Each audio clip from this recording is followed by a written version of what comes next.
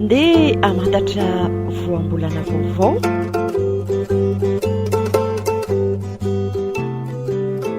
Fanatsirofoka izay ny voambolantsika amin'ity andro ity.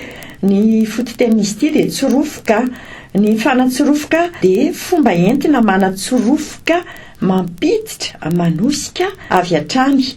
Aza afangaro amin'ilay hoe fanatsororoana. Ny fanatsororoana indray dia tsororoka no fototeny fandefasana hidina mahitsy makamin'ny ambany.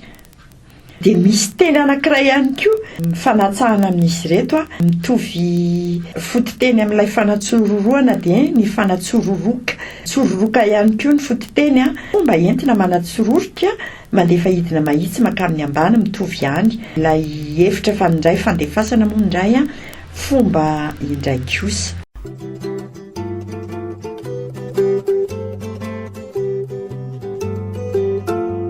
Ndeha hamantatra voambolana vaovao.